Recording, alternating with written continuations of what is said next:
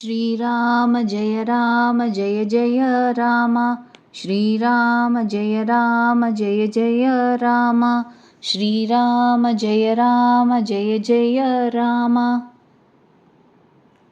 13 ராவணன் முடிவு. ராவணன் மாயாஜாலம் செய்தவுடன் பயங்கரமான பிராணிகள் வெளிக்கிளம்பின. வேதாளங்கள், பூதங்கள், பிசாசுகள் கைகளில் வில் அம்பு ஏந்தி புறப்பட்டன. யோகினிகள் ஒரு கையில் பட்டா கத்தியும் மறு கையில் மனித மண்டை ஓட்டையும் எடுத்துக்கொண்டு சூடான இரத்தம் குடித்து நர்த்தனம் ஆடினர்.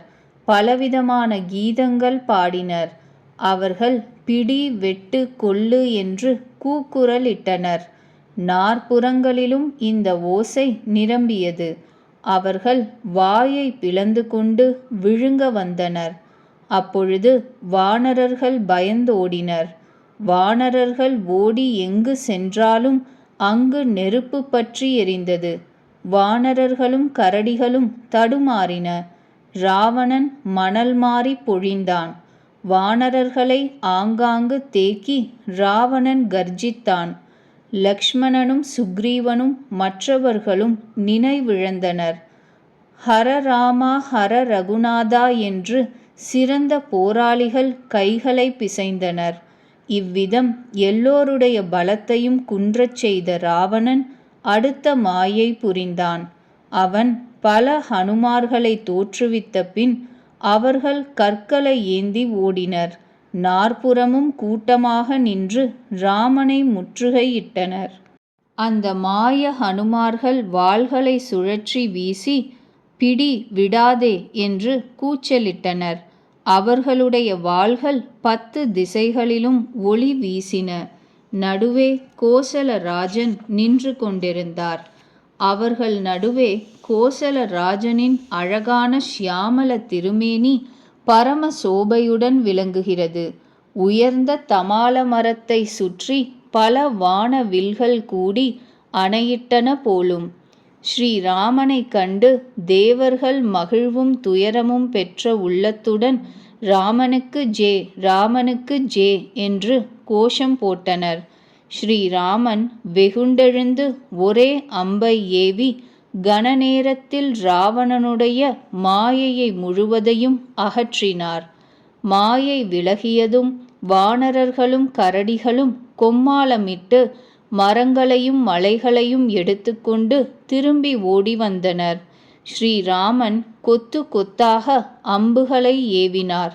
ராவணனுடைய கைகளும் தலைகளும் உருண்டு தரையில் வீழ்ந்தன. ராவணனுடையவும் போர் மாட்சிமையை நூற்றுக்கணக்கான தேவர்களும் சரஸ்வதிகளும் வேதங்களும் கவிகளும் கற்ப காலம் முடியும் வரை பாடிக்கொண்டே இருக்கட்டுமே. அப்பொழுது அக்கறை தொட முடியாதே.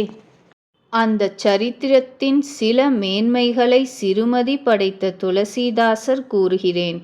ஈ கூட தனது வலிமைக்கேற்ப ஆகாயத்தில் பறப்பது போல. தலைகளும் கைகளும் பலமுறை வெட்டப்பட்ட போதிலும் ராவணன் மரிக்கவில்லை. பிரபு லீலை புரிகிறார். முனிவர்களும் சித்தர்களும் தேவர்களும் அந்த பெரும் பாட்டை கண்டு கலங்கினர். வெட்டிய உடனேயே தலைகள் கொத்தாக வளர்ந்தன. லாபம் பெருக பெருக பேராசை வளர்வது போல் இருந்தது. சத்ரு மரிக்கவில்லை. மிக பெரும் பாடாகிவிட்டது. ராமன் விபீஷணன் பக்கம் திரும்பினார். சிவபெருமான் கூறுகிறார், உமையே, எவர் விரும்பினால் காலபுருஷனே இறந்து விடுவானோ அதே ஸ்ரீராமன் தன் பக்தனின் அன்பை பரிசோதிக்கிறார். விபீஷணன் கூறினார், எல்லாம் அறிந்தவரே ஸ்ரீராமா, சராச்சர நாயகனே, பணிபவனை காப்பவனே, தேவர் முனிவர்களுக்கு சுகமளிப்பவனே, கேளுங்கள். இவனுடைய வயிற்றுக்குழியில் அமிர்தம் இருக்கிறது. ராவணன் அந்த பலத்தில்தான் உயிர் வாழ்கிறான். நாதா, அதை எப்படியாவது தீர்க்க வேண்டும் என்றான். விபீஷணன் சொற்கேட்டு கிருபையுள்ள ஸ்ரீராமன் உற்சாகமுற்று கையில் கொடிய அம்புகளை எடுத்தார். அப்பொழுது பலவித அபசகுணங்கள் தோன்றின. கழுதைகள், நரிகள், நாய்கள் ஊளையிட்டன, அழுதன. உலகிற்கு துன்பம் வரப்போவதை குறிகாட்டி பக்ஷிகள் கூவின. ஆகாயத்தில் வால் நட்சத்திரம் ஆங்காங்கு தோன்றியது. 10 திசைகளிலும் மிகவும் வெப்பம் சூழ்ந்தது. அம்மாவாசை வராமலேயே சூரிய கிரகணம் பிடித்தது. மண்டோதரியின் உள்ளம் துடித்தது. தெய்வ படிமங்கள் கண்களில் நீர் ததும்பியது. தெய்வ பிரதிமைகள் அழுகின்றன. ஆகாயத்தில் இடி இடித்தது. பயங்கர பேய் காற்று வீசியது. பூமி ஊசலாடியது. மேகங்கள் இரத்தம், ரோமங்கள், தூசிகளை பொழிந்தன.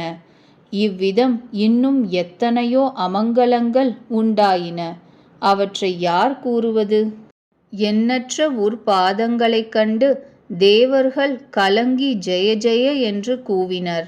தேவர்களின் பயம் கண்டு தயாளனான ஸ்ரீராமன் வில்லில் அம்பு தொடுத்தார். காதுவரை நாணை இழுத்து ராமன் 31 அம்புகளை எய்தார். ரகுநாயகனின் அம்புகள் கால சர்ப்பங்கள் போல பாய்ந்தன. ஒரு பாணம் வயிற்று குழியில் உள்ள அமுதத்தை வற்ற அடித்தது. மற்ற 30 பாணங்களும் ரோஷத்துடன் 10 தலைகளையும் 20 கைகளையும் தாக்கின. தலைகளையும் கைகளையும் கொய்து சென்றன. தலைகளும் கைகளும் இழந்த முண்டம் பூமியில் நடனமாடியது. அந்த முண்டம் வேகமாக ஓடியது. பூமியில் பள்ளம் ஏற்பட்டது. அப்பொழுது ராமர் ஒரு அம்பு எய்து அதை 2 துண்டுகளாக்கினார். சாகும்பொழுது ராவணன் கொடிய கூக்குரலில், "ராமன் எங்கே? நான் சவால் விடுகிறேன், அவரை போரில் மாய்ப்பேன்" என்று பிதற்றிக்கொண்டே சாய்ந்தது. ராவணன் வீழ்ந்த போது பூமி நடுங்கியது. கடல், நதிகள், திசை யானைகள், மலைகள் தடுமாறின. ராவணன் முண்டங்கள் 2ம் வளர்ந்து வானரர்களையும் கரடிகளையும் நசுக்கி சென்று வீழ்ந்தன. மண்டோதரியின் முன்னே ராவணனுடைய கைகளையும் தலைகளையும் வைத்துவிட்டு ராம பாணங்கள் திரும்பி வந்தன. ராமன் இருக்குமிடம் சென்றன. எல்லா பாணங்களும் ராமனுடைய அம்புரா தூணியில் புகுந்தன. இதை பார்த்து தேவர்கள் முரசு கொட்டினர். ராவணனுடைய தேஜஸ் பிரபுவின் முகத்தில் புகுந்தது. இதை கண்டு சிவனும் பிரம்மாவும் மகிழ்ந்தனர். பிரம்மாண்டம் முழுவதும் ஜெய ஜெய என்ற கோஷம் நிறைந்தது.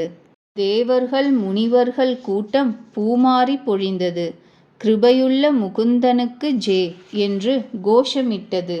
கருணையின் மூலமே மோட்சத்தை அளிப்பவரே, விருப்பு வெறுப்பு, மகிழ்ச்சி, துயரம், பிறப்பு இறப்பு முதலிய துவைத்தங்களை அழிப்பவரே, சரணடைந்தவருக்கு சுகமளிப்பவரே, பிரபோ ஸ்ரீராமா, துஷ்டர் படையை அழிப்பவரே, காரணங்களுக்கெல்லாம் காரணமானவரே, தயாளுவே, தங்களுக்கே வெற்றி என்று ஜெயகோஷமிட்டு கொண்டாடினர்.